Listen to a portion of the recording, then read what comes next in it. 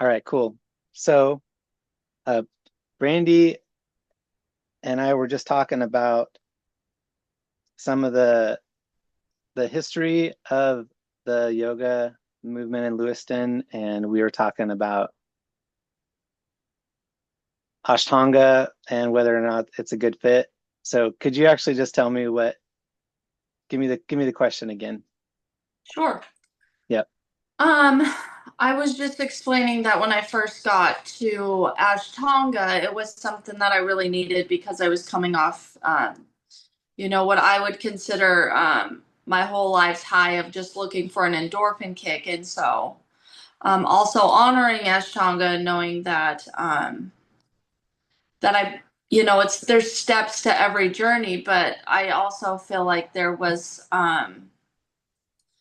some eye-opening experiences through how it can be damaging based on the visual effects of what some people can do, and the promise of just keep showing up and you will get to the next step mentality.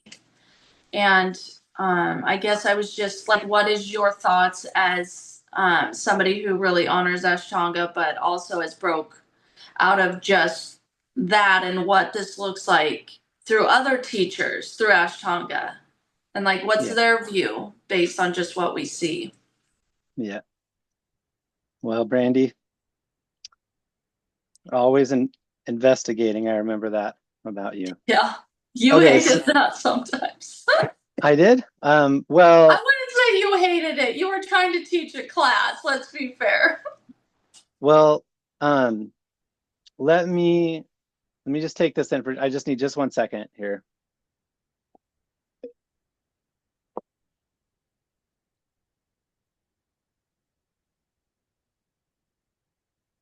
I have two clarifying questions. First, when you noted like endorphins or doing like yoga classes, which I call asana, like asana classes, the endorphin kick, um, do you relate that to the Ashtanga style practice too?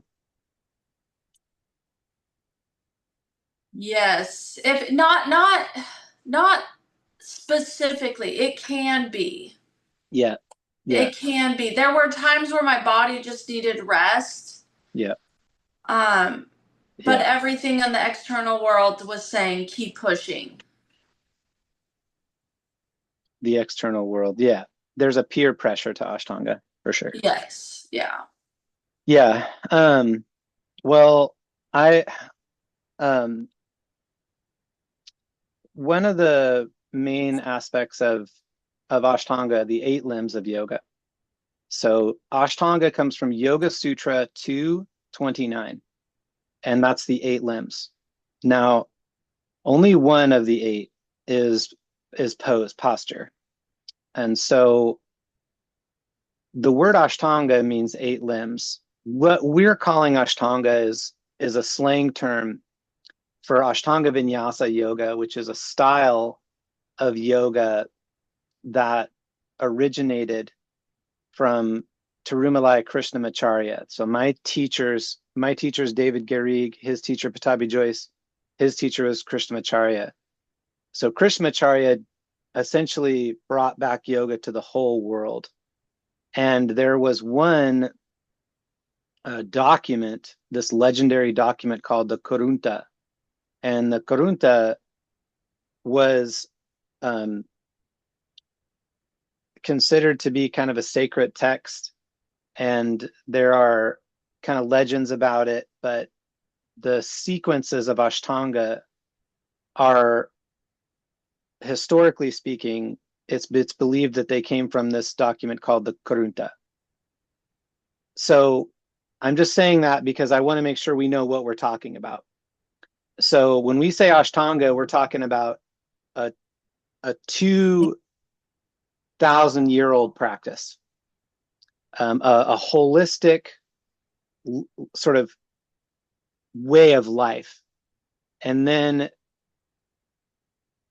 mostly because Patabi Joyce didn't ever learn to speak English, when people asked him, what style of yoga are you teaching? He just said Ashtanga, but it's all Ashtanga. So just to be clear, what makes it Ashtanga isn't the rigorous movements or whatever. We're just sort of using that term because when Americans started studying it, they called it Ashtanga, then they called it power yoga, and so forth. So I just want to say that as a basic premise. Um, this promise, you called it, of you keep showing up, is a real trap. That's a real problem. Now, there is some truth to that concept. So if we think about it, like what does that mean?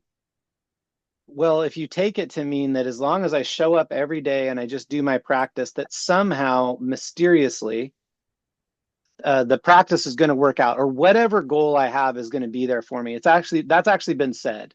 Like there's some really Patabi Joyce said some stuff to the effect of like, whatever you want will be yours, and that's clearly not true. That's ridiculous. That's not true at all. And there have been some people that are friends of mine that have claimed that it worked for them, that they have lived these amazing lives and they just do Ashtanga every day. So I think it depends on the context of, do your practice and all is coming. That is actually a very similar message that comes from Soto Zen. So like lifestyle Zen of like, if I'm mindful in every moment, I'm doing everything that I can. If I show up as my authentic self every day, then that's all that's in my control. And I trust or have faith that whatever powers are out there will take care of the rest. Kind of like the serenity prayer, actually. So, so I think that context is important, but one of the main problems with Ashtanga is that no context was ever really provided by Patabi Joyce, and now Patabi Joyce's grandson Sharat, who is the Parama Guru for Ashtanga, has passed away, and there is no structure in place, and there's essentially a lot of confusion about everything but the postures. So in this lineage, we have really clung to those postures as if they were something sacred, and they're not. And just interrupt me anytime if I'm not answering your question. No, this is good. This is good information. Yeah, so I can tell you just for starters that I'm going to just tell you right now that you're right. So I'm going to give you some. So just so that or if we do show this to other people, that if you're thinking that, like, you're right, but let me provide a little bit of a larger view of it so that we don't end up doing this sort of finger pointing at Ashtanga and start blaming it, because there are just some realities to a system of yoga that came from another country that's so new to the world. There's like some things that are like not its fault. And I say that as someone who, as I sit here, I have pain in my pelvis. So I have arthritis. I have degeneration of my sacroiliac joints. I have 2 torn labrums in both of my hips. One has had surgery. One is going to get surgery. I have torn both of my medial meniscus. And I did those things through yoga. And some people might be listening like, oh my God, I would never do Ashtanga. And it's like, well, I also have had some really amazing experiences in life that I wouldn't have had without Ashtanga. And so it's definitely not the path that I would encourage for my students, but I like to think that the reason why I can teach is because I know. And I have went to Ashtanga schools with teachers I did not know that were authorized from India, that did not respect my injuries, that tried to teach me the primary like the way that it's taught in India. And I just almost just wanted to be like, I've done the primary more than the person teaching me anyway. It's like, not like I don't know it. I got the thing memorized, I can recite it now, but it's like, I find that very annoying. that we did not, that certain teachers did not change it. It's certainly counterproductive. It alienates people.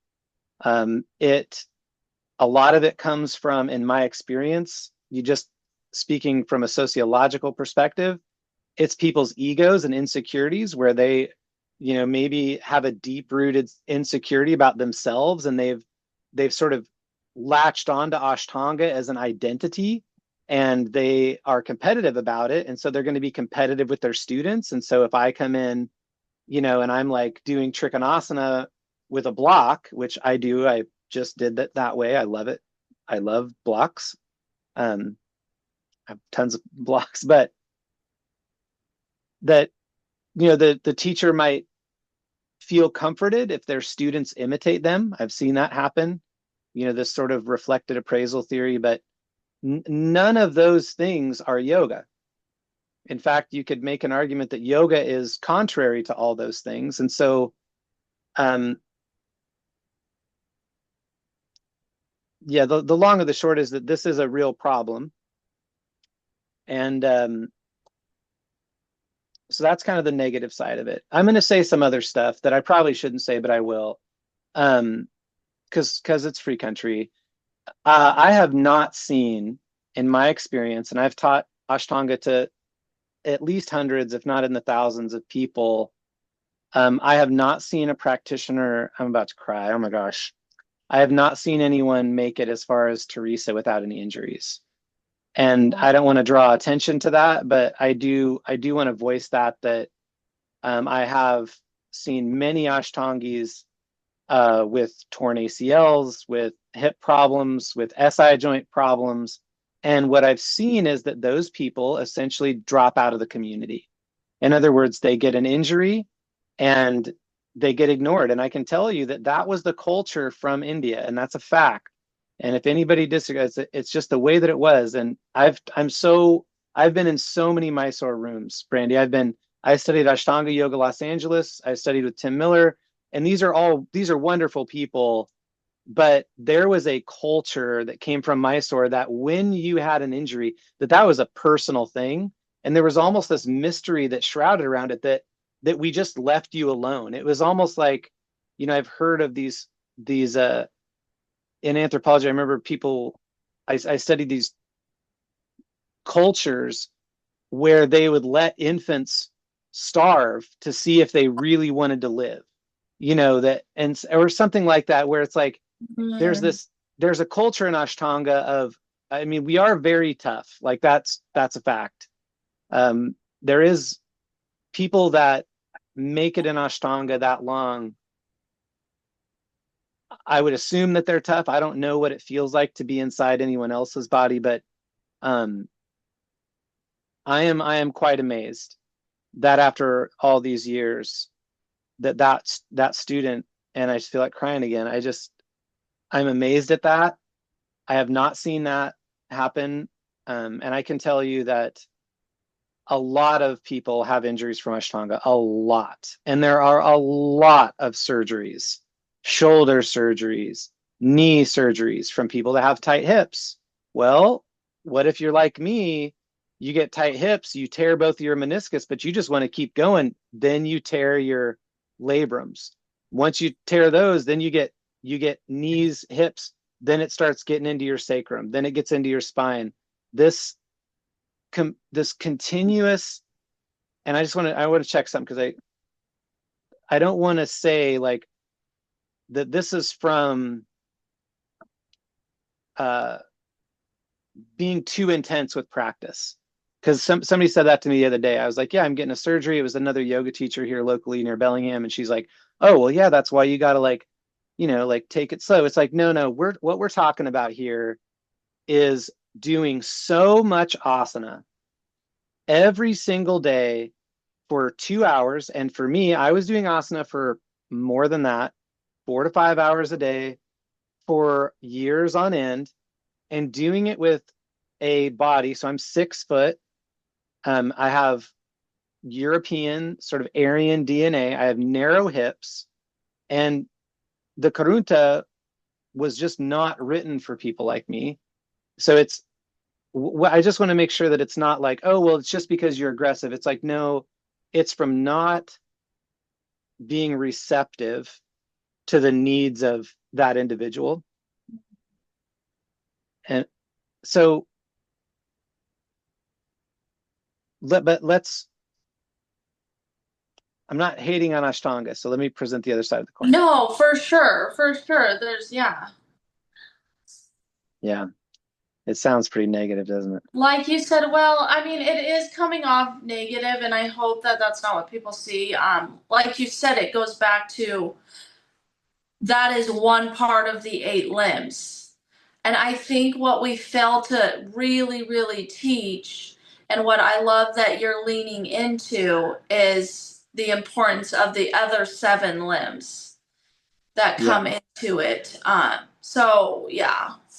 Yeah, exactly. So there's two schools of thought there. And I want to say real quick that Tirumalai Krishnamacharya is the one that brought Ashtanga to the world. So there's misunderstanding there. Some people say that Patabi Joyce did, and that's not true. And we know that because Krishnamacharya wrote a book called Yoganasaga, Yogasanagalu, and that book has the primary and second series in it. And it was written before Patabi Joyce was ever on the scene. So Krishnamacharya was extremely clear that he wanted everybody to adapt yoga to the individual and that yoga was not to be used as a religion. And Krishnamacharya, even though he was Brahmin caste, and the caste system has a lot to do with this, there's a cultural, there's not a lot of yoga teachers have spent the time like penetrating like where it came from. And there's a abuse of power built into the caste system that Krishnamacharya rebelled against. And Krishnamacharya was outspoken that yoga was not to be involved in your caste or your religion. I'm talking specifically with Indian religions, what people call Hindu. So I just want to state clearly that Krishnamacharya is the one that taught Ashtanga the way that we did it, but he taught it to certain people. And when they got older or if they had injuries, he would adapt it. The thing that we're doing is that we're just sticking to it no matter what, and then we're pigeonholing this phrase, do your practice and all is coming, and that's just being dumb. Yeah. And I have a yoga teacher that I've had for a long time who just was like, that that's just being an idiot is what that is. So Yeah. Well, it's interesting because I've really had to as far as like I went on this this inner journey of realizing like these stigmas that would I would allow myself to stay stuck in. Like for instance, like I said, I went to AA anywhere from 11 to 15 years, and there for a minute I built this deep resentment against it. But I've realized also I have some friends that are still in it, and it's a beautiful thing. It's a community, it's accountable. But if you abuse it, like anything, if you like put yourself in a box, anything can be damaging. yeah, there's definitely people that they take their attachment concerns, and which yoga is very clear about attachment causing suffering, and they take their attachment issues, if you will, that are a breeding ground for addiction, and then they actually get addicted to something else. And most often it seems to be coffee for alcoholics, but it could also be cigarettes or the AA lifestyle or a philosophy. I mean, there's so many ways to get addicted um, in different ways. So you mentioned that's asana is only one part of the limbs, and so I want to address this, and I want to also say something about this. That's the very good news, that if you were to take and I'm in Bellingham, Washington, and I think there's like close to 1,000 yoga teachers in this area. And if you were to take and make regression analysis on every yoga teacher and how much experience, personal experience they have, I would bet that I had, and I'm not just saying me, but like a Mysore kid, somebody who practiced under David, like with me in Seattle, we actually did asana more in probably 6 months than a lot of these people have done in their whole lives.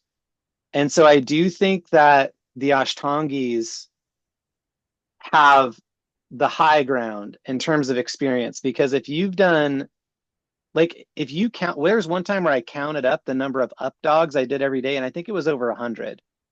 And you're talking about, like, we have done so much asana. Like, I've probably done millions of up dogs. It's like you got to cut yourself a little bit of slack for that. And then also, we're living longer now. You know, there were people that lived into their 70s back in the day, but we I just want to state that it all might be for the greater good, that we have people like me that have that much experience with asana. So I think it can be a good thing. Now, with regards to the 8 limbs, um,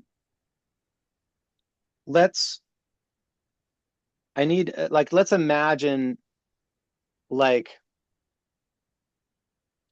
yeah, let's just imagine that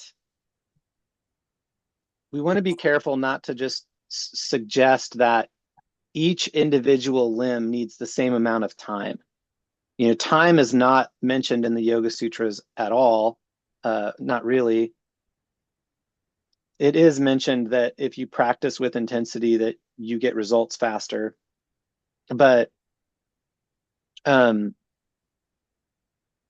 if we take the postures of Ashtanga, and if you see, because basically almost all asana came from the Karunta. It came from Ashtanga. So what I'm saying is that any any yoga that's out there, it had to come from somewhere, unless somebody just invented it in their backyard. And most of it came from Tirumalai Krishnamacharya from about 100 years ago. Does that make sense? Mm-hmm. So yeah, and we know this because if you look at the Iyengar yoga system, which came around in the 50s, so the first, like, popular yoga book came out in the 50s. The first yoga studio in America, which was in Los Angeles, was opened in the 50s. These were the students of Krishnamacharya. And Patabi Joyce, yeah, just to be clear, he brought it to America, right? But yoga's been around a lot longer. Is that what I'm understanding? correct. Yeah. So yoga originated from the Indus Valley, from the Dravidian civilization of ancient India. So before Vedic times, so before Brahmanism and what people call Hindu. The word Hindu also just means, it originally it meant people that lived on the other side of the Indus. So they went Inda, Hindu. So I say the word Hindu, but that's not really appropriate. But Aryan civilizations came into India around like 1500 BC. And so yoga came from before that. And we know that because of archaeology digs, that they've seen the culture that was there, and they created yoga. But that culture, um, we don't see a lot of evidence of strong asana dedication like we did in medieval times. And so I think what you see is, in the ancient practitioners of yoga, yoga was a way of life to them. And I know we're kind of digressing, and when we get done to this, we'll come right back. But is this useful? Yeah, it really is. Yeah. Cool. So yeah, and I'll tell you too, just straight up, that I remember teaching in Lewiston, and I know that there's a strong Christian population there, and I think there is a little bit of misunderstanding and a little bit of mystery around this. So I want to help alleviate that. So um, India is a really old country, and the Indus Valley.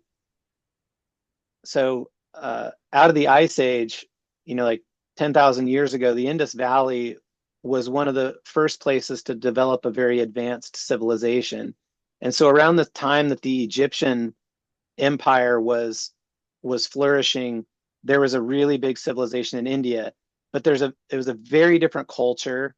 And we know almost definitively now, many of us like myself, and you might not remember this from teacher training, but I've always maintained that yoga did not come from Vedic sources. It didn't come from the Aryans. And so let me explain what I mean by that.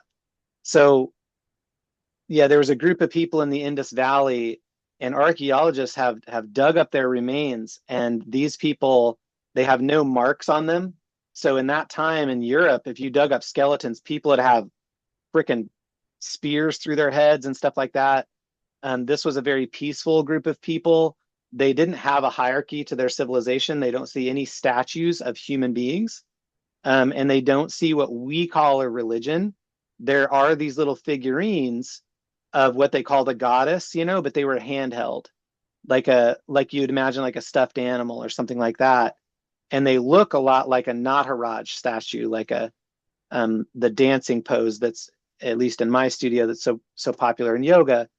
And so that civilization almost undoubtedly had a way of life that was very peaceful, very balanced, very harmonious. And that's evidenced from these archaeological remains that these people, they lived a long time.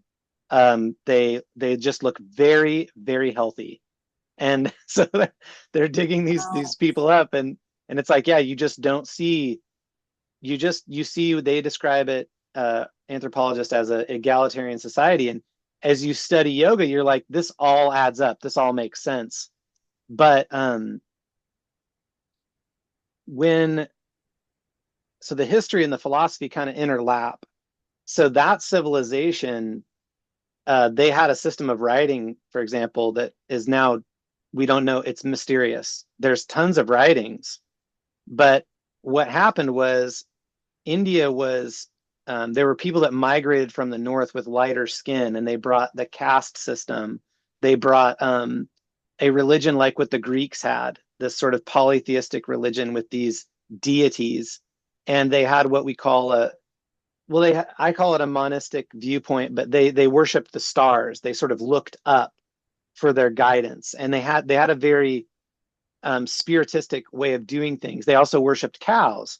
They worshipped cows because they were nomads. They were nomadic, and so they lived off of cows. And you can see, I mean, obviously a lot of cultures did that, but this is what we call the Aryan culture. And this is like the name for the country Iran means Aryan. So we're not necessarily talking about Aryan in terms of like Nazi Germany Aryan, but we are talking about a group of people that came into India and brought with them a culture that was warring, that was more violent, that was more competitive. And so once that culture intermingled with the ancient culture, well, first of all, the caste system put all the ancient culture at the bottom, and the people that were there originally were very dark skinned. And even today, you can see that the caste system kept those people with dark skin below. And so the way of life of yoga has never really worked well with what we call Hinduism, even though people say it does. And we know that because there's another religion, and I'm getting off track now, aren't I? I'm It's I'm okay. I'm rambling. No worries. Well, I'll just tell you that that culture came into India and really took over, and they essentially, either if you were a yogi back then, like there's legends of yogis rebelling against the caste system and like going up into the mountains and studying in caves and stuff like that. But what happened was the priestly caste took ownership of yoga for like 1500 years, and especially around like 700 AD, there was a philosophy in India, which we call Vedanta, that became essentially decreed. So if you imagine, like in Europe with the church in a way, like it became a part of the power structure where you had to follow it. And Mm. if you didn't, I mean, you were done for. And so yoga went kind of underground. And so during that time, we lost a lot of information. But it was during that time from 780 to now that asana became so complex, and all these different postures and what we call hatha yoga. And so that's kind of the key, is that Ashtanga means 8 limbs. And the middle 2 or 3, asana, pranayama, pratyahara, are hatha yoga. So let me just state that it's Yoga Sutra 229. The 8 limbs are yama, niyama, asana, pranayama, pratyahara, dharana, dhyana, samadhi. So that's the 8 limbs. That's Ashtanga. That's what Ashtanga means. And so hatha yoga is the middle 3. And so it's the physical practice. It's the slang term I use, it's working on your unit.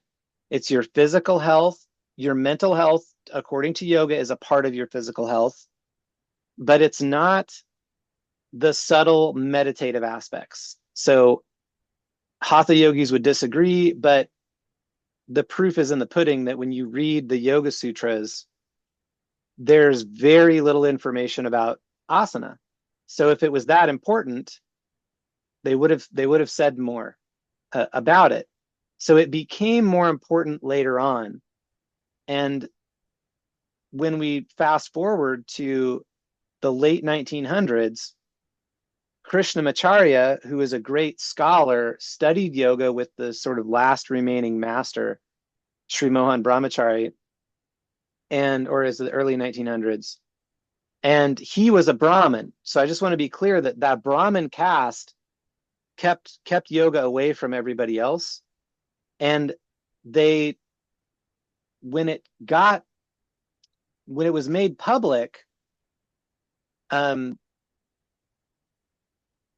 there's a lot of hurt feelings about this, but Krishnamacharya taught it to the royal family in Mysore, and then it was taught to military people.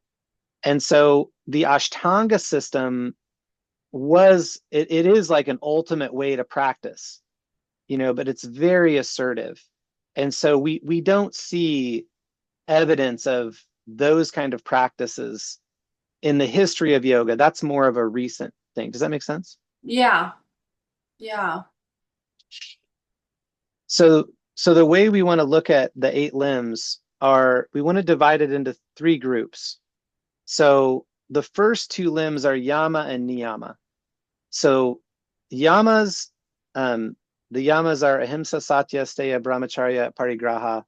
These are like disciplines for your life. So non-violence, um, not lying, so truthfulness. And so these are not, I don't think, contradictory to most, at least not to Christian beliefs, as far as I know it. The niyamas, saucha, santosha, tapa, swadhyaya, ishvara, pranidhana, those ones are um, about your level of devotion. Tapas is a dedication and understanding that you will experience suffering and pain. And Mhm. swadhyaya is self-study. And so I don't want to turn the 8 limbs into the 12 steps, because it's not the same thing. But you can see that there's a lot of, um, even in like modern psychology, there's a lot of yoga principles represented in other disciplines that yoga maybe even invented, because the whole premise of yoga is that we are here as, essentially, as beings that are meant to unite with, um, our uh, our eternal starlight. our spirit or something. But Yeah. we get confused while we're here and we indulge in the things of this world. It poisons our perceptions, it poisons our senses. It convinces us that this world is all there is. We live in a condition of egoism and avidya, of ignorance, and we dwell in this stupor where we are actually at every moment capable of living to this incredible uh, heightened experience, but we can't because we are spiraling through this experience of repetitive cyclic um like fake life. It's sort of like a simulation where it takes something that's so unique and so special every moment and for us turns it into something that we don't even enjoy. I And know. yeah, yeah, Yeah, I work in a salon. I really hear that.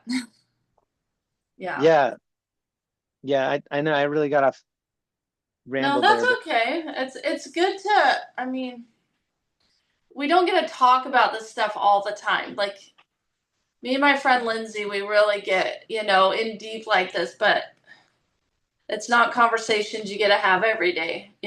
So I think it's yeah, important because people like wonder like a lot of this stuff. I spent years like wondering why I couldn't break some of this stuff down. And I had a 60-year-old lady in one of my classes, and me and the co-teacher that was teaching with me, we kind of stepped out on a limb and started our yoga with the 8 limbs versus the movement of the practice. And even at 60 she got this like epiphany over her, and she said, I never thought about it. She goes, these principles of 8 limbs are the same as the some of her belief systems. So it gets people thinking, but there's also a danger in that too. I've had to learn how to be careful how, because you don't want to offend people or you don't want to offend their belief system, because there's a danger in that as well. absolutely. And if it's not effective for them, um, then we don't do it. And I'd like to share with you that one of my teacher training graduates, student graduates, Akiko, I don't know if you remember her, but Akiko was an Ashtanga practitioner, and for whatever reasons, she decided to change her practice, and she studies with the Desikachars. So the Desikachar family is the children and grandchildren of Krishnamacharya. And so they practice yoga in a very adapted way. And that style of yoga definitely has influenced me a lot. And the reason I bring it up is because well, of what you just said, like we I do want to say that if you're young and you have the body to do Ashtanga, you should do it. That's wonderful. Like it's incredible. But you're talking about a commitment level that I myself did, and I mean it's everything you got, man. Like you're talking, it's your whole life. It can really, really, really get into you, and it's wonderful to do that for a while. And my teacher one time was like, just for just a little while, like know what it's like to be absolutely into your practice. And when you're young and you're not experiencing the pains of aging and arthritis and disease and things like that, I think that's wonderful. And then you're going to gain experience into your body. But if you do it right and you have a good teacher, then as you get older, you're going to know how to apply it, and you're going to know your body well enough to know what it needs. So I really validate Ashtanga as like the front lines. Like if you can do it, like why not do it? I think, to reiterate, that what we're talking about is pigeonholing Ashtanga for people that it's not meant for. And an Right. example is like, yeah, like headstands. Like what are you going to do if somebody has like problems with their neck, uh or they're going to fall in a headstand. You just have them do it anyway? Of course not. Like that's so absurd. But yet we see people doing that in Ashtanga classes. Like, I don't know what's the point of that. It's just, you know what I mean? It's like so stupid to just Yeah. be like, yeah, it's almost like, oh, it's good to fail. And it's like, it is good to fail, but there's a difference between challenging yourself consensually to be like, yeah, I want to try this and I'm ready for it, versus just getting bludgeoned by your asana practice. Right. Like do what everybody else is doing right now. Yeah. Absolutely. Yeah. Yeah. So we were talking about ways to adapt the sequences, and I'd like to address something just in case we do make this video public, that um, I've gotten the sense that a lot of people are intimidated at the idea of me, of a traditional Ashtanga teacher, coming in to teach. And like, I think that I don't find any contradiction at all in respecting Ashtanga. I'm absolutely able to teach Ashtanga in the primary and all that. I don't see anything wrong with using that as a foundation to teach other things. And so before we got on the video, we were talking about when the yoga school in Lewiston started in 2008. And that at the time, I was teaching yoga to the Multiple Sclerosis Association of America. And I was doing that with methods that were taught to me by David Garrigues. And so, am I making sense right now? Yeah, for sure. Yeah, and so when I left Lewiston, I did encourage the group of students that were there. Of course, they could do whatever they want, but I did sort of let them know, like, I wanted to keep that active in the community. But I also understand that they are all working, they all have their own lives, like they don't have to do that. And so I think there's a place for a lot of different yoga teachers and a lot of different styles.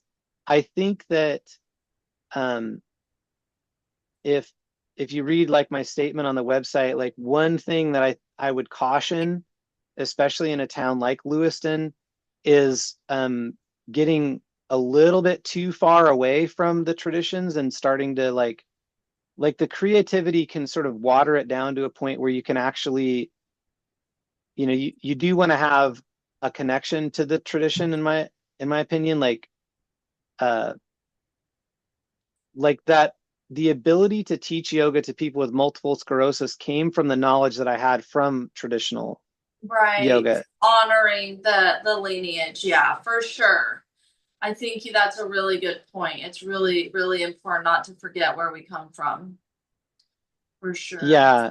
And when I went to Lewiston in 2008, there was some real bad yoga, and the students, they were not doing good. And and I'm going to tell you that I won't name their name, but there was a woman that taught and had a ton of students at a gym, and she became one of my students. And it changed her life. Like, I could just see it. She was under so much pressure to teach those people. She didn't have much knowledge at all, but soon she was practicing full primary. And I'm saying that because we already know what happens, or I know from traveling, like we know what happens in Los Angeles, where you put like a bunch of yoga teachers teaching classes and they're all competing against each other, and trying to be like the coolest, the trendiest, the Instagrammiest. And I mean, I lived in Hollywood. I practiced at Ashtanga Yoga LA, and like there were students in that room with me that were like artists, actresses, and I mean, there was plastic surgery. I mean, like, we've seen what happens when yoga becomes a part of this sort of like glam culture or whatever. We also see what happens when yoga um, is sort of left on its own, like without any teachers, without any connection, and that can get pretty messed up pretty fast. Where teachers start teaching asanas that don't exist, that, Mm. and there's a liability concern to that too. Like if someone gets injured, it's like, well, what are you teaching? And it's like, oh, we've never heard of this. Like it's like, at least an Ashtanga teacher, even though Ashtanga is rough, they're protected because it's like, yeah, this is a researched posture. It's in the Ashtanga manuscript. It's in Light on Yoga. Well, what's this person teaching? Well, this is, I don't know the English words, but I hear people like hippo. Is that a pose? Hippo? Oh, I haven't heard that one yet, Hippo? but I know what you're saying. Sometimes there's poses that Goldfish pose? I don't know. I know what you're talking about. I can't think of one right. Is deer pose an actual pose? Deer pose? I I don't know. I don't even know if there's deer in India. I don't know. But I think the fact that we're having this conversation is evidence of the fact that, like, if we lose the tradition like too much, we are at the very least committing cultural appropriation by like taking this thing, this art that was given to us, and contorting it in a way that we maybe didn't have permission to do, and may not be better for the future. Or it may not be like actually productive in the moment. And I've seen that be the case. And I'm just being honest with you that when I first came to Lewiston, it was bad. And I understand that I came in and like cracked the whip, quite a bit with Ashtanga, but man, there was some asana that just had, it just anatomically didn't make sense. It wasn't stabilizing for the students. So like I'm kind of going off on a tangent here, but like, for example, standing poses shouldn't knock you off balance. Mm. Uh, like having your feet firmly on the floor is just like a really fundamental part of asana. Like asana literally means stable, comfortable posture. Mm. And so, just the alignment of people's feet being just like, you could just tell that they were perpetually, like through the years, misaligned. And that is bad. Like it Right. would be better, yeah, it'd be better if people just did aerobics. Um, so I think there's a happy medium there where we have these traditional postures. We look at um, people like the Iyengars. So just to be clear, my studio in Bellingham is like the exact polar opposite of Lewiston. Like we have so many yoga teachers and students, and it's like a whirlpool of shared ideas and kind of like nonsense. Like there's beer yoga, there's kitten yoga, there's naked yoga. They use our studio, which I think is wonderful. But like goat yoga, there's trauma informed yoga. There's so many different kinds of yoga that it almost doesn't even matter. It's like it's people are bored. There's so much of it. But um yeah, I think I kind of lost my train of thought there, but like in Lewiston, I don't think there's going to be that problem for a long time. I think they're the thing that I see is, and this could be wrong, but what I see is isolation. I see people that are not constantly reinvigorated with senior teachers coming there and just dousing the place with some legitimate power and energy that, you know like Ashtanga, the thing about it, every day thousands and thousands of people wake up and do the same thing, and it's a community, and they research, and so they do know about it. And like the Iyengars, so we now share a studio with the Iyengar yoga community. So their studio is no longer in existence through the pandemic, and I'm sure you're aware, pandemic was the end of so many yoga studios. But we just sharing the space with them has influenced us. just like they have this wall, like on our wall, they bolted another wall and it's got all these rings on it that they hang on ropes from. And they have all these different props. And so now, so we have, we have access to those, we can see those. Do you get what I'm saying at all? Yeah, yeah. I'm hearing you for sure. You're Yeah. being exposed to other yogas and other styles outside of Ashtanga. Right. And they have a community of thousands of people and they have conferences and they communicate. And so when we do it that way, there's a bit of a scholarly approach to it where you're not likely to do something that's not going to work. It's like, well, this has been researched, it's been tried. With Ashtanga, it's like we've tried and we know that 90% of people that try Pincha Mayurasana for the first time land on their face. Yeah. Like we know that. So I think the other side of the coin is that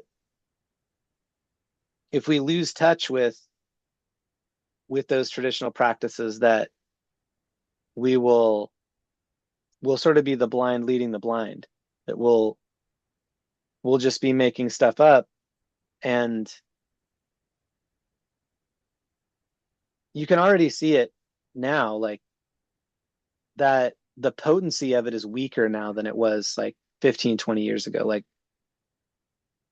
I mean, I don't think that's in my mind. Like I can remember like going to yoga class and the just staying close to the tradition keeps it more accurate, I think. Yeah, I do think I've really worked on not just agreeing with people. So don't mind the silence for a second. I'm trying to really process what you're saying. I think there's value in knowledge and wisdom comes with age. So I agree with that. I do agree we have to look to those who have been on the journey in the path. I do agree with that. I will say I'm really in this space in my life where I'm trying to observe where I'm getting pulled into things versus allowing them to be. Meaning, I spent years fighting my life. I spent years fighting growth, and I spent years fighting other people's opinion, and I spent years fighting just being present in my body, in my life. Like there was always this internal fight to fight every single thing around me, and that included other people's opinions. And as I honor what you're saying in the lineage and the tradition of where yoga comes from, I also I've learned so much from my children that I was unwilling to listen to for so many years. It was my way or no way. So I also try to be in a space where I can hear and understand. All right. Let's talk about yoga now. Can we? Yes. Let's talk about how to practice it. So there's a term that I've been working on in my own research, and that's balance. That and that's where kind of the name yoga spirals comes from, is that I'm going to go a little bit of theory, but I'm going to transition real quick into how to actually practice it this way. So the problem with practicing Ashtanga, if it's hurting you, is that it's not balanced. So there needs to be balance, and there are so many aspects of balance. For example, your inhalation and your exhalation should be balanced. Mm-hmm. Your sympathetic and your parasympathetic system, we want that to be balanced. Your relationship to the external world and the internal world should be balanced for you. By balanced, I don't mean 50-50. I mean whatever it is for that person, right? And I think everybody that practices should keep a journal and be their own teacher. Like a good Yeah. teacher, yeah, a good teacher is someone who you go to with a plan. And you're like, this is what I'm experiencing, and this is what I think I should do about it. And then they support you. in that. Like that's the kind of relationship that the future of yoga, I think, is involved in. But this word balance, so when you brought up your kids, what I'm hearing you say is like there was a lack of receptivity, but then an openness, and that you grew from that openness and receptivity. And so to me, being assertive and receptive, or whatever the opposite of receptive is, those need to be balanced. And the irony is that if you practice asana only, you inherently become less receptive. I don't know how to explain it. There's yin yoga. So yin yoga, yin is the receptive quality. And in yoga, we call that tamas guna. So there's 3 gunas in yoga, and yoga spirals is essentially tamas guna, which is the yin, and sattva guna, which is the yang, coming into balance by spiraling around through our breath, through our movements, to bring those into, instead of competition, into harmony, so that they're rotating around each other. Rajasguna is that power of rotation. And so if somebody's imbalanced, and I'm going to actually use alcohol as an example. So one thing that I learned, so I had 2 teachers in Seattle, and one was Catherine Garrigue, and she changed her name to Satya before she died. But she was a macrobiotic counselor, and she would teach us about this balance of yin and yang. And so alcohol is extremely yin. It's extremely tamasic. In fact, the deities in Greek mythology, the deity, the god of wine is Dionysus. And in the Hindu pantheon, Dionysus is Shiva. And Shiva represents, now just to be clear, this came from yoga, that they borrowed the concept, that is tamas guna, that tamas guna is the centrifugal, chaotic, breaking apart, destructive tendency. So that's one side of this coin, right? This balance. Well, our society, as with many others, are so male dominated. And I say male dominated, I mean that in terms of gender, but let's remove gender and let's just talk about masculine principles. Okay. Sattvic principles are concentration, cohesion, control. And you can see that our society requires such a high level of control, and that's manifested in anxiety, in stress. And so then you see that couples with alcohol. And do you get what I'm saying? Yeah, for sure. And so that then creates this kind of wicked spiral. And what we want to do is bring them into balance. We want them to be complementing each other. And so and I know that you know this from addiction, like just raw dogging it is pretty tough. Just like out of nowhere, I'm going to take this addictive substance or person or behavior or whatever it is. And in yoga, we call it samsara. There's this cycle of repetitive existence, which is causing us to suffer because of avidya, which is ignorance. And so the way that we solve that in Ashtanga is by bringing things into, for lack of a better term, balance. And when we talk about vinyasa yoga, we're talking about balancing the vayus, prana vayu, which is the inhalation, and apana vayu, which is the exhalation, which is the manifestation of this centrifugal force and the centripetal force.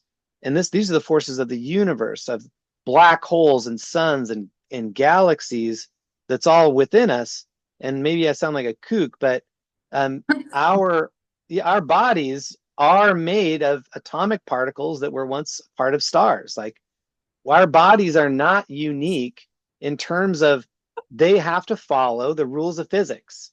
And yeah, I understand. And if Jesus walked on water and made the bread appear to the thousands, I get it that there might be people that can buck that system, but I'm not one of them.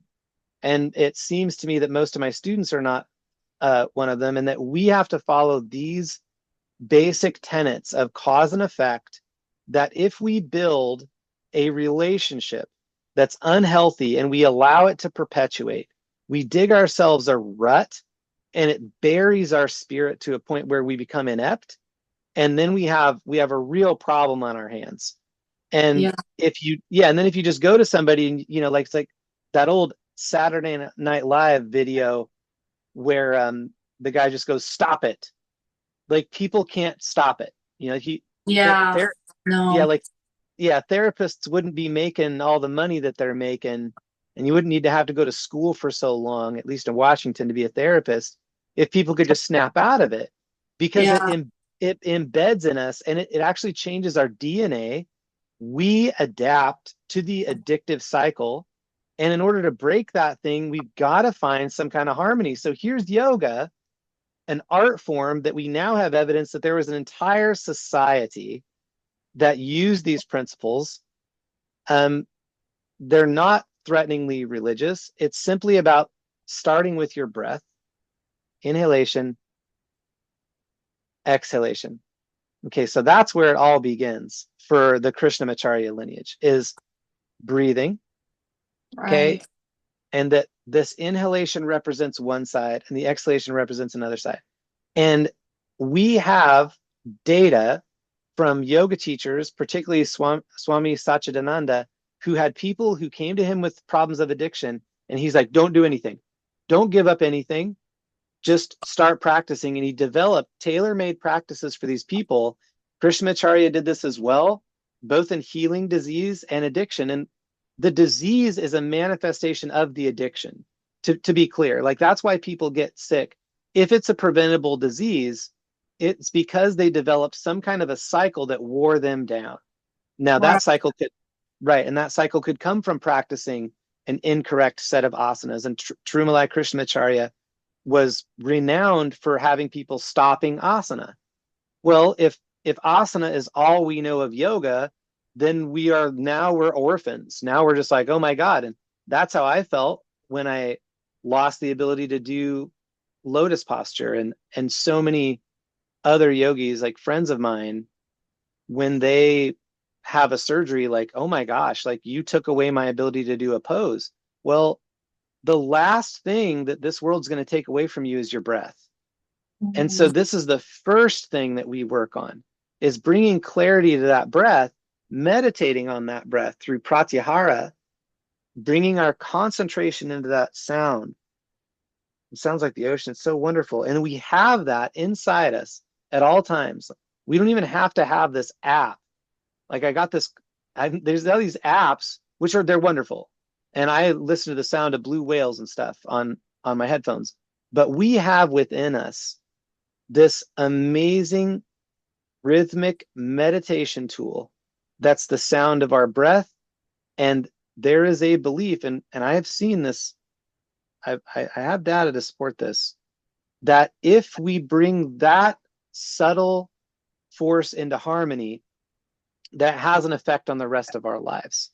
That first it's our breath, then it's our relationship to the sun and the moon, our relationship to food and hunger, sleep, waking, like all of these aspects in our life. You get what I'm saying?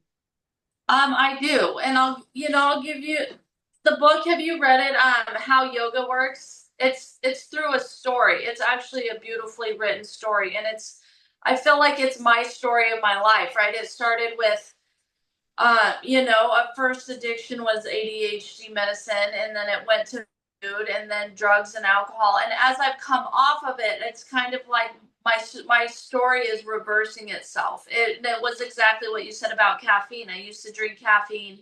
Probably the first 5 years, I would drink it all day, and now I'm down to decaf a day. And so all of this is reversing. And me and my husband will watch, videos every night on health and nutrition, and he just started yoga. And so we've been together for 5 years. So it's this ripple effect that your life has as a result of practicing yoga. True that, Brandy. true that. It's it's counterintuitive to the way that we, like, American culture is so outwardly projecting, and we're trying to solve all these problems, and there's all these unintended consequences. It's like there's that movie The Butterfly Effect, with Ashton Kutcher, but like there's all these unintended consequences. We think like, well, we're going to fix a problem by, I mean, the first step is we're going to order something on Amazon. That's what I do. Like, I'm going to order something on Amazon. I'm going to solve this problem for myself. Or, I don't feel well. I'm going to do something outside of myself.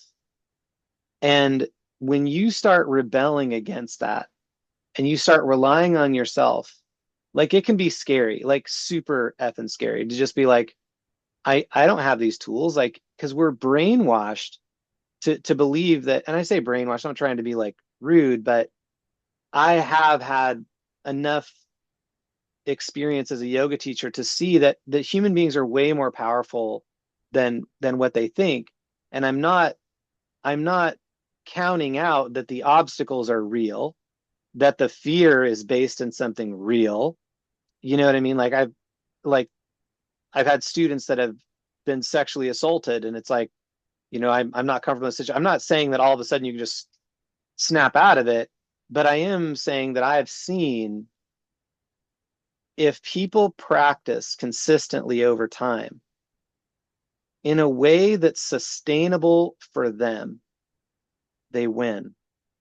Yeah. And yeah, and I've seen it like 100% of the time. So the answer is to find a practice that works for that student. And to me, that is Ashtanga, because Ashtanga gives us these 8 different limbs. So Right. we have so many ways we can practice it. And when we're young, we're going to practice it more physically, probably. When our bodies begin to age, we naturally will probably gravitate towards, well, let me put it this way. Yama niyama, that's your ethical foundation, right? That's your morals. Well, when I was a kid, my mom was a Christian, and she was like, don't steal, don't lie, you know, don't be quick to anger. Well, that's the yamas and niyamas. So the 8 limbs makes a lot of sense in terms of lifestyle development, because in those early years, you're building up your personality and your behavior patterns and who you are. So you want to have a good, strong, healthy foundation. If you don't have that, and you just go into hatha yoga and you start practicing asana, well, then you're just going to go on a huge ego trip. And we see that, quite frankly, so often nowadays, that if you don't have that moral foundation, and again, I lived in Hollywood, some of those people were like doing cocaine and going to parties and doing yoga. And it's like, that's not going to end well. But I No. digress. Yeah, that like you've got those early years, or if you're just getting into yoga, those are the things you really need to clamp down on. And I'm sorry I'm rambling, but that's so important. And if you have a religion, why not use that? We don't need to get into and you can teach whatever you want, you know, but we don't need to get into what it is. It's that you have it. No one's going to bring yoga in, and chase them down with a stick and be like, no, truth is more important. No, if your belief system is that you value this more than you get what I'm saying? Like, Yeah. every person has their own moral and ethical paradigm. And that's, to me, that's the first step. Then the second step is, especially as we reach adulthood, we got to start taking care of our unit. For those of us that become parents, it's like, man, like, we have people relying on us. Like, we need to take care of this. When I say unit, I mean our body, this uh this That's all. DNA, the vessel. Yeah, like, this thing is prone to incidents if we don't take care of it. So hatha yoga is about care for the physical and the energetic. And then the last 3 limbs, dharana, dhyana, samadhi, are what we call raja yoga.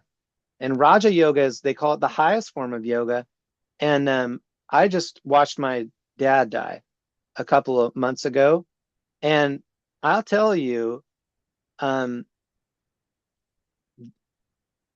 it makes so much sense that your later years would be more meditative. And I'm saying that just that's my perception that as you get older, you're not going to be able to do the primary.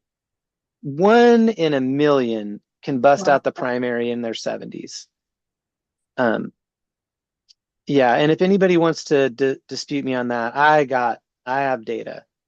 I've been doing this a long time, and it's just not happening. I mean, I know senior Ashtanga teachers that cannot do the primary, myself included, meaning doing it all classical, no adaptations. But we can take all of that experience and then reach into the more subtle aspects and find that we have trained our minds to remain present and to use a term that's becoming a bit of a buzzword, dissociative. We do not need to dissociate. We do not need to run to substances. We don't need to run to these addictive patterns because we have trained ourselves to be self-reliant. And that is, in a lot of ways, what this is about, is to become not independent in like a creepy hobbit, not that hobbits are creepy, but like you get what I'm saying? Yeah, yeah, you're okay with yourself. Learning how to be still in the calm, or still in the there could be chaos. And learn how to ground yourself in the moment. Yeah, for sure. Yeah, absolutely. And if I may just make one more belabored point on this topic, that every day of your life this changes, and every year of your life this changes. And if someone were to come to me and say like, "Oh, Luke, your dad just died, better buck up that primary series," it's like, no, this is not the way. If that's what you're feeling, then fine. But doing that to yourself is it's very short-sighted because yoga is so wide in the resources that it can provide you. And it's such a shame that it's not a shame, it's going to change, but so many practitioners only have asana and they don't Mhm. realize that, yeah, like I'm going to digress and just hang with me for a second. Like therapy over since the pandemic has become very popular. And there are now like coaches. There's a lot of coaches. They're not therapists, but they're coaches. And I ask these coaches, well, what do you do? And they're like, well, I take a look at a person's life. I look at their patterns, their habits, and I see like what their goals are. And then we look to like structurally change these things. And I'm just like, that's yoga. And it's like so few people realize that that's the way yoga really was, that if you had a yoga teacher, that person was involved in your life. Like they weren't ordering you around necessarily, but they were a companion on the path. And I'll be honest, I have two of those at least. But I have two teachers that I come up with my own ideas, but I go to them and I'm like, hey, this is what I'm thinking.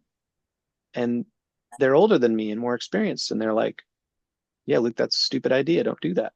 Like, but the eight limbs have a lot in them if we just,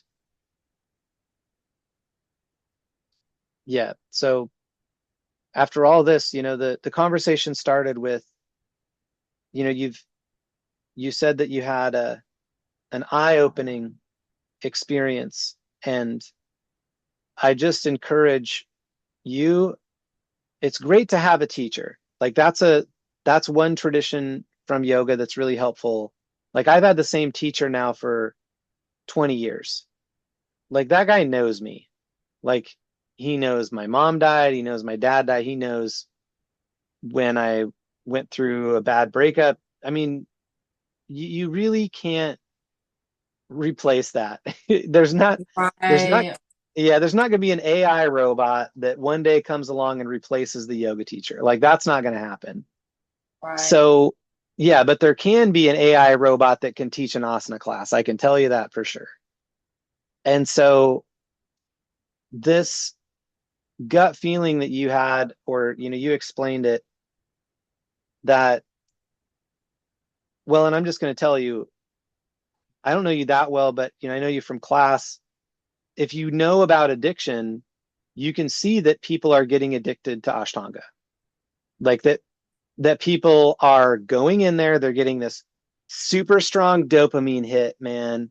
And I'm gonna just like, I don't want to throw anybody under the bus, but when I was at the Ashtanga Yoga Center in Encinitas back in the first Ashtanga school in the country is in Encinitas, California. Those students, I was blown away. They walk out of class and they all ate chocolate. Like every time. They like lots of chocolate. And they just like loved it. And it's like if you turn your practice into a dopamine rise and fall, you're gonna create not a sense of balance, but you're gonna create a roller coaster. And you can get addicted to that roller coaster, but eventually you're gonna get thrown off of it. And Mhm. so what I advocate for is a daily practice that fits your abilities. And whether that's asana or, I mean, some days, especially knowing the yoga community in Bellingham, quite frankly, I'm going to tell you the honest truth. We have a problem because our studio is downtown and it is surrounded by some pretty awesome cocktail bars, let me tell you. I mean, and Bellingham is a pretty sweet place to do that. And we have a problem of students drinking after class. It's not our problem. I mean, they can do whatever they want. But um, we can see that asana can be plugged into an unhealthy lifestyle and it can Yeah. work, yep, pretty seamlessly. But the whole of Ashtanga does not. And the last thing I'll say about it is if you are real with yourself, which is the key, if you are real and honest with yourself, then, and when I said earlier, like we got to stay closer to traditions, like one of the problems that happens if you get isolated is people start to develop narratives that are self-serving. And this, we call this in yoga the left-hand path or the dirty path, the dark path. Or if you watch Star Wars, it's when freaking Anakin became Darth Vader. Like that, if you start to use your practice for your own selfish goals, it's going to start to actually hurt you the other way. But if you're real with yourself and you look at the 8 limbs of yoga, and if you just, like I'm sitting here, I have my yoga journal. I recommend that everybody keep a journal, and I have my copy of the sutras. And the sutras are not long, and you don't even need to read the whole thing. But or if you read the Bible, like read the Bible, but stay true to your ethics and don't make up stories. Like if you're because if you start lying to yourself, you don't even know what you're doing. Now you're you're careening through life, creating suffering, for no reason. What I'm saying is basically this. If you're doing asana and you delude yourself into thinking this is all I need to do, well, you've made yourself into an energetic weapon. I'll give you that. Like Yeah, yeah, like there's no doubt. for sure. Yeah, like when I was in college, when I was doing Ashtanga, I had no trouble studying. Like it really does make you tip top. That's great. But if you don't have a moral and ethical foundation, which the 8 limbs gives you, the yamas and niyamas, you're going to become powerful, but that power could be used for anything. You need to And put that right there, right at the beginning of the video. That like says it all. You have this power, but then you don't know what to do with it. But that's it will right. destroy you. It will destroy you.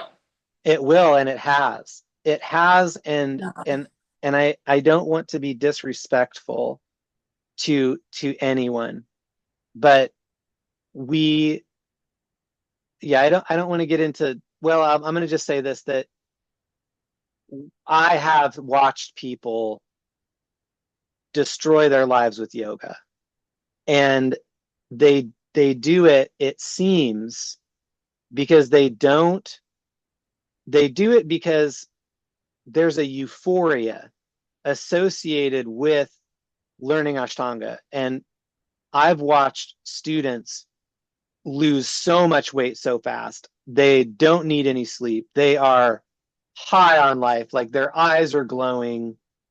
They divorce their partner. They go on a yoga, like they just go off the deep end.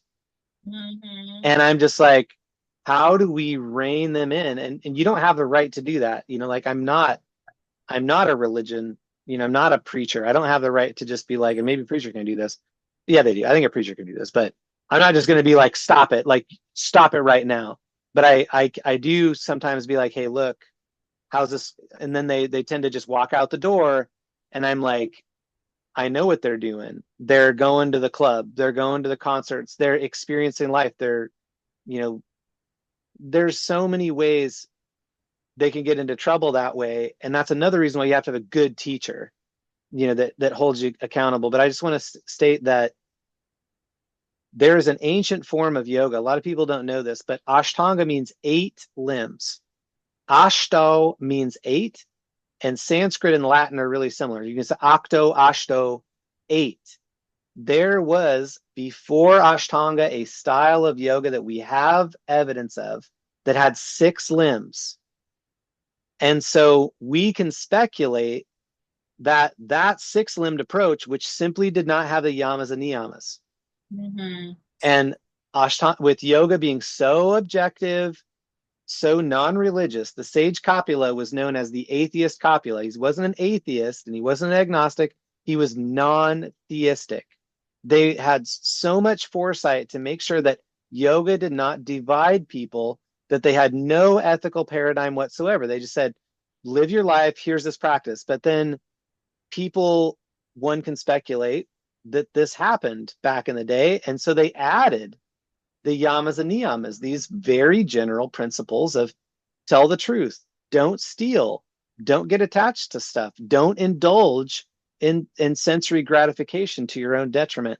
Like these are really basic tools, but if you're hitting a low point in Ashtanga, you open up your Yoga Sutras, and you read it and you say like, oh, maybe I need to pause my pursuit of asana and rebalance my approach by adding more meditation, or more ethics.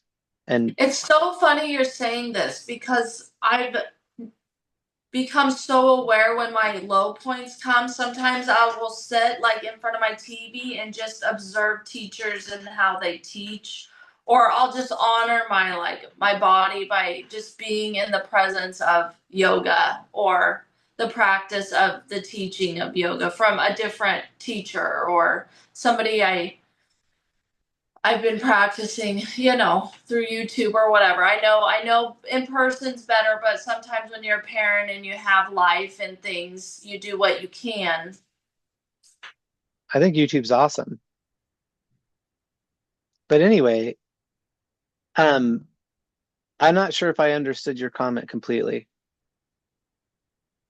Well, you were talking about because I didn't really ever put it into thought, like your low points, and I mean, as Yeah. far as like you going to your sutras, I never really thought about it like that. And I do apologize for interrupting. That was one of those moments of excitement and like reflection a little bit came out of my mouth. But just being Okay. able to sit and listen to the teachings, Yeah. whether in the Yeah. sutras or on YouTube. But yeah, I hear what you're Yeah. saying is what I'm trying to say. Yeah, I have two responses. I want to talk and then we can be done. I think we've covered a lot of stuff, but I want to address this, and this seems to be personally about you. I want to talk about these low points and high points. Okay, and I want to talk about that second. And the first thing I want to talk about is what you just said, which is, well, it leads me to this, like, what is yoga? Okay. And we are actually, I'm going to address you first. Okay, here's how you deal with low points. Okay, first of all, there's nothing wrong with practicing on YouTube. And I can tell you that my yoga teacher just released this subscription channel for, I think it's like $12 a month, and you can have in your own practice space access to a master. Uh, that's the way to go. Like, I understand this thing about practicing in person. I don't know about that though. I think it's important to have a teacher. I don't necessarily think I have not noticed a decline in my practice since not being physically around David personally. Um, I usually see him once every year, but I just want to state very clearly that learning by video makes a lot of sense. And I'm a Mysore student. I've seen it both, but I think if we look at my routine as a Mysore student, waking up in the dark at 5 o'clock, getting into a car, driving into downtown Seattle to be with David to come back, that's not a balanced approach every day. That was 3 hours of my life every day. That was exhausting. Uh, Right. yeah, and I didn't have a ton of money. Like, I can understand, like, if you're a celebrity or you got a trust fund, which there's a lot of those up here, where they're just like spending their days, going to the juice bar and eating organic carrot juice, which is what I'm doing right now. But they're like, if you've got all the time to do that, that's fine. But for most of us, especially if you have children, like, you're gonna need something else. And I want to address that first. So just please throw that out. And you did teacher training with me online. Yeah. Yeah. There is not that I can see a correlation. I would agree that an in-person training is higher quality, but I have not seen a correlation between better teachers. Right. Because a student that can learn something online and then implement it themselves, that's a powerful thing. But the cycles, here's what I want you, here's how I would advise you to see it. That yoga spirals, when I went to Seattle, that buzz term was all around us. And one of my first teachers was Katie Gain up in Spokane. She goes by a different name now, and she gave me this handout about yoga spirals, and it talked about what, for lack of a better term, looked like a process of um, manic depressive experiences that people went through. And I just want to say that I'm just going to go out on a limb and just say I think that's very natural. That if you are detoxing anything, which yoga is detoxing you, especially traditional practices, the first postures we give you are strengthening, grounding, and detoxing. And the primary for all of its misgivings is really good at that. And the students, I know they're detox because I can smell them. They want you to sweat and so forth. So when you detox or you fast or you do things like that, your body is going to start cycling itself through, and you're going to have a little bit of a wild ride. And the same thing is with the seasons of the earth. I mean, everything in nature cycles that way. And so when you pull a human being out of nature and they start living an abstract life, for example, in an apartment in Seattle where they don't have connection with nature, my other job is outdoor recreation. Like, I have taken people down the river that have never put their feet on the earth. And so yoga is essentially taking a human being and bringing them into a natural biorhythm that's consistent with the tides, with everything in nature, and that harmony and balance. Does that make sense? Yeah, yeah. And yeah, and so one of the first things that people freak out about, and it's funny to older yogis because we've seen it, we've experienced it, we're used to it, we're accustomed to it. Now there are yogis that embellish it. They love it. And they're like, man, let's go for this ride. But we've learned that if we don't try to control that spin of the spiral and we allow a student to experience these whiplash of going into like super stoked. Whoa, I feel so great. I feel so strong. Like some days you wake up and your body is so light and you just like like the people are doing their jump backs or handstands or whatever. They're celebrating. You get what I'm saying? They love it. This Yeah. is this is sattva guna.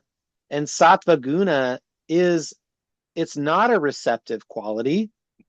And so if you embellish into it, you're naturally going to whiplash back because it has to balance. It Do you you feel have to like come. that's kind of, I feel like that's what happened when I drink coffee.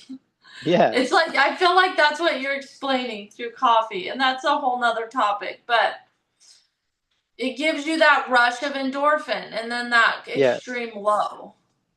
Yeah, it's not off topic because every coffee is a great way to look at samsara. Everything in life, like I was amazed when David drank coffee in front of me. Like I had no I couldn't believe that. Or when I don't even know what to say, but like let's I'm going a little over time, but I think this is an important conversation. Some things that you're saying are like, well, it shouldn't be this way. It's like, no, no, totally. Coffee is where it's at. Like, you're not completely free of addiction, right? Oh no. Yeah, like, and so do I. No. Like, yeah, like I still do the same dumb stuff, and I write in my journal, and it's like it's really hard to hold space and compassion for those things. But when you go from having a spiral that's really out of control to then saying, okay, now it's only slightly wobbling.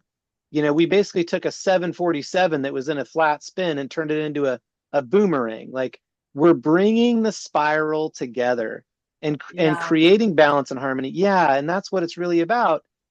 And so study it with coffee, like understand it with coffee, and mentioning like following the breath, like look at how those those cycles happen with really basic everyday things like anger. Anger is such a gift for those of us that have anger. Are you kidding me? Like there's no better way to study your own suffering than anger. Anger clearly hurts you. You It's know? so funny. I was doing that this morning. I was getting super, super agitated. I had actually switched my decaf coffee, and my mind was just bringing up all of these stories, like just creating these whirlwinds of stories in my mind.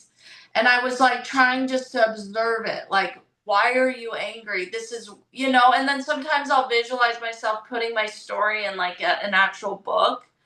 But I love that you said that. Like, we don't talk about that enough. Just trying, and I just kept saying, just watch your anger, just don't react to Right. it. And there were times where I was like kicking my dog in my mind, and like I had to get Yeah. to the point where I was kind of just laughing at it and not obviously reacting to it. But the spiral Yeah. in the mind. Yeah.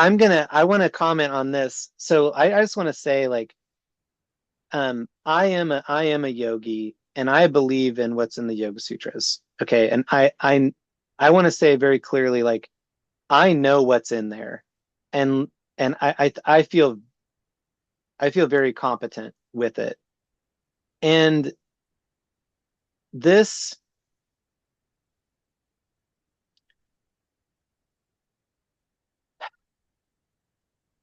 the first step is to observe and to I know it's cliche, but hold space or your anger or your frustration or whatever you're experiencing so that you can understand it.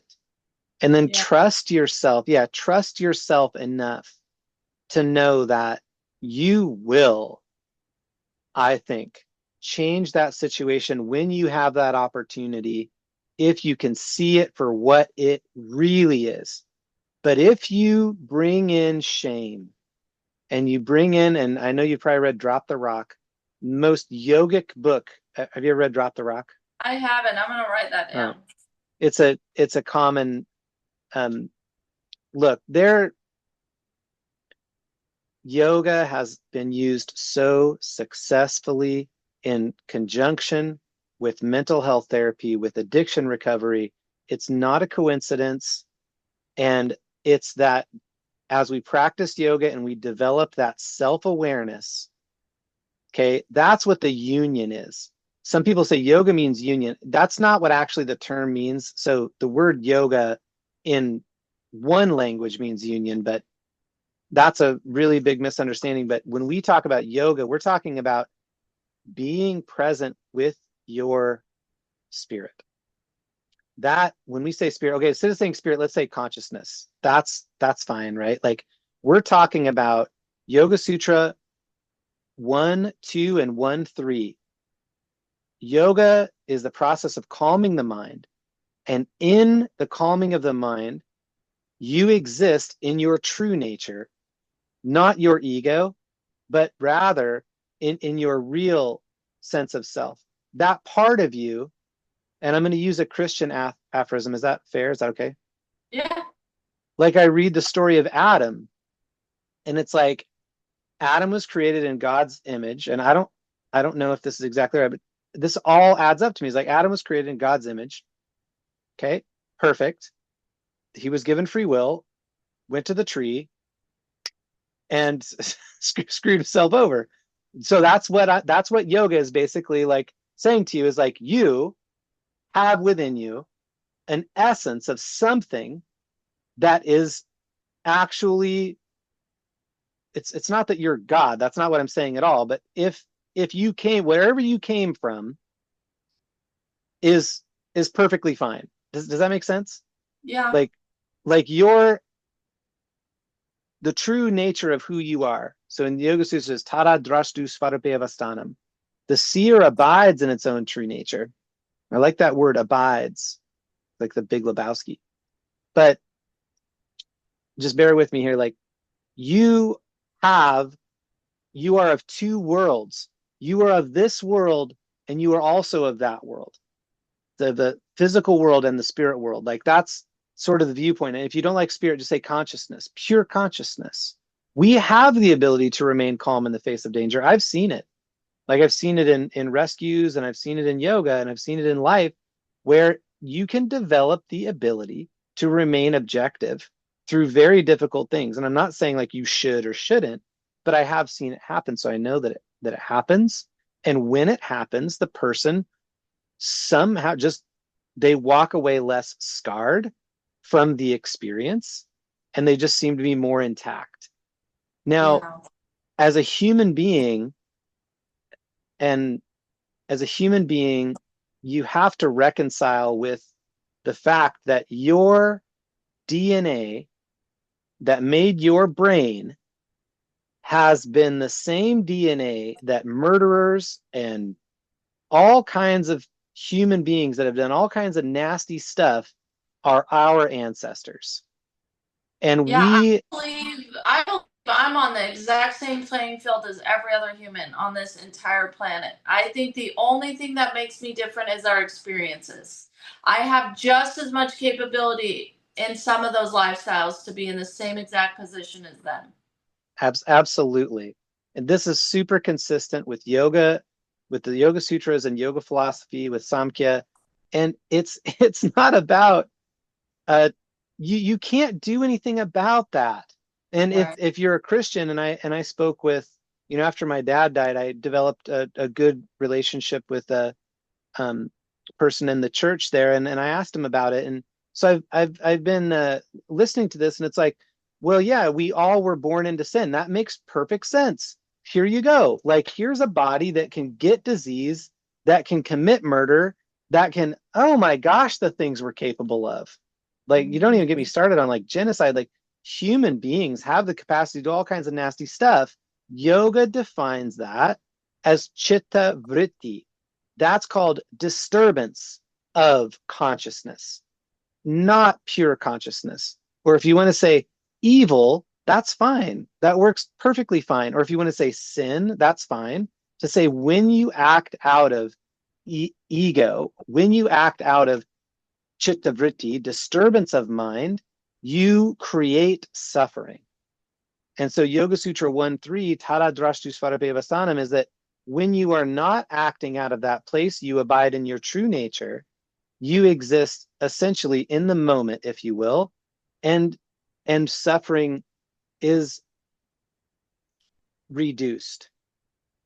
So I just want to say clearly that there's no need to, and if this is making sense to anyone, this yogic perspective is called duality, and that's often given a negative connotation. But what we're talking about is radical acceptance of the parts of ourselves that are imperfect, and that is in no way contradictory to us being wonderful. But they can both exist at the same time. And I was studying some psychology the other day about emotional maturity, and this quote came to me, or I have been meditating on this quote. That's one of the indicators of emotional maturity is to be able to hold two contradictory truths at the same time. It can be true that we are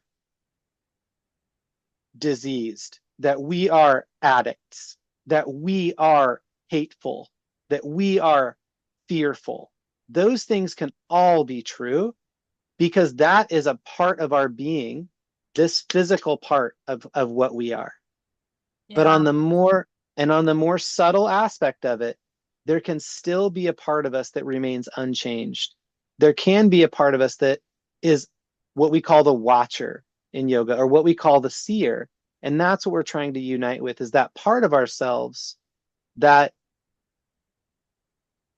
is not um, the the key thing here is that sometimes yoga teachers lump it together and they just start giving positivity to their students, and they just say, oh, you look so great today, oh, this is great, and it's like building them up, and it's like, well, that's going to build their ego as well.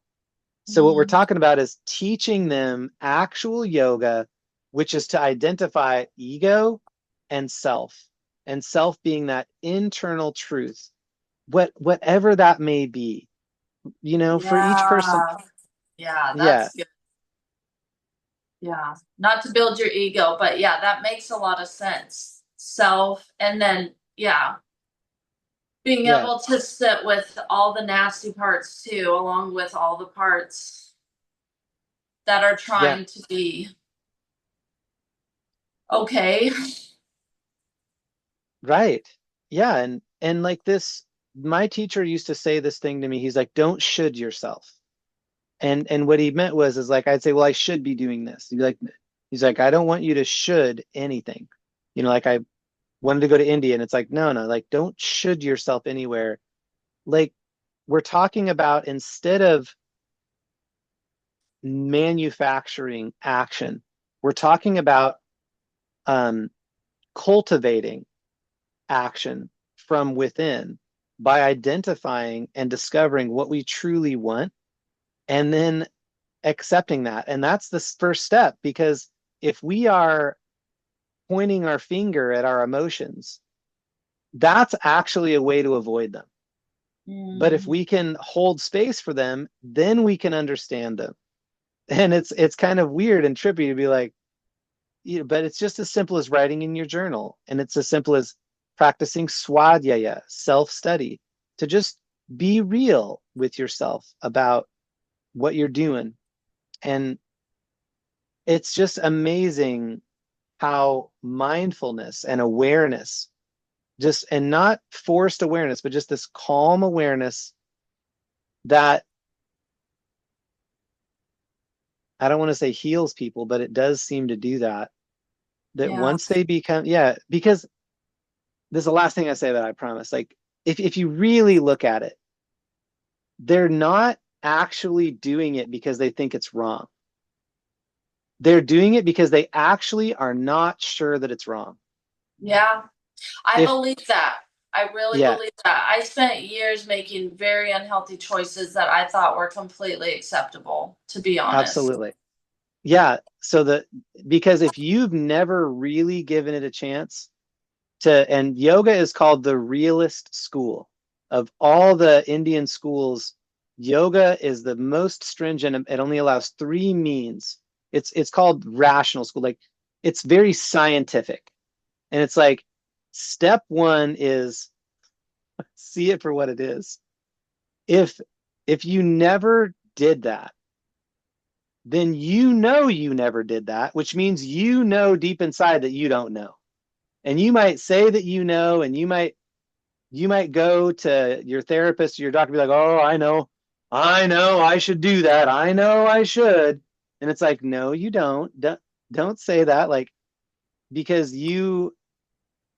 if you truly knew, it'd be over. And I will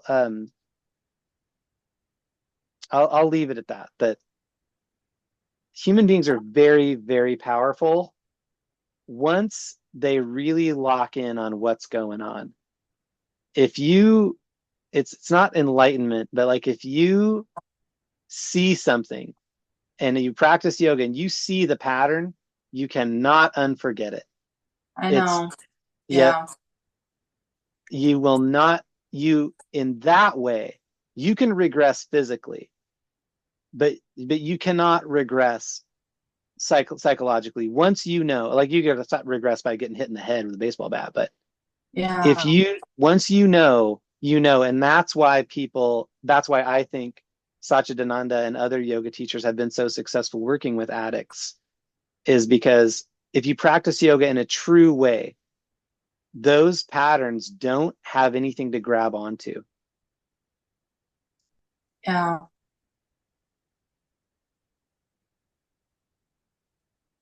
Hmm. Long talk, huh? Yeah. Yeah. That was some very good insight and understanding of yoga and the asanas and versus the eight limbs and kind of understanding a little bit deeper. Yeah. I'd like to share that it can be very daunting to get into yoga philosophy on your own. And the thing that really sucks about it is that the foundation is the most complex. So that's the real barrier of entry is that the easiest things to read are the things, meaning like if you read the Yoga Sutras without understanding the context, then people can misinterpret them. So it is really helpful to have teachers and that's how I know what I know. Makes Experiment, sense. feedback, teacher, experiment. All right. Well, you wanna teach? Yeah. Yeah. All right. Well, I send was me telling, oh, go ahead. sorry, go ahead. No, you go ahead.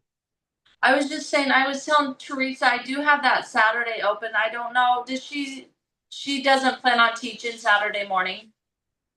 I can't comment on that, at least not on the video, but uh the Saturday morning, I would like to have a class there Saturday. I was thinking of teaching lead primary, like around 10 a.m. What are you thinking?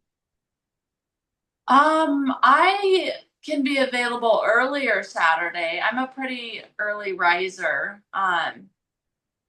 Night times are a little rough for me because I do work in the salon and my schedule can go longer than expected sometimes. but I'm open to hearing things. I'm not set on any one thing, just so you know. So, Well, Saturday morning sounds wonderful. So, yeah, you got it. I mean, there's nobody else clamoring for that. If there's any other times that you'd like to teach, we'll iron out the details. But if you just text me like just times. I mean, the schedule is it's actually up on yogaspirals.com, like the anticipated schedule, but that's I think awesome. yeah, I'm actually very happy, and I don't want to get weird, but I think you're going about this in a very, very good way. Um, I'm glad that I know that you're teaching at the other school. I think that's wonderful. And I think that if you just keep doing what you're doing, you'll bring some really positive impact. So you can teach whenever you want. Just let me know when. Okay. Sounds good. All right. Well, good talk, Brandy. Good talk. I will message you. All right. Talk to you later. Thanks, Luke. All right. Bye bye.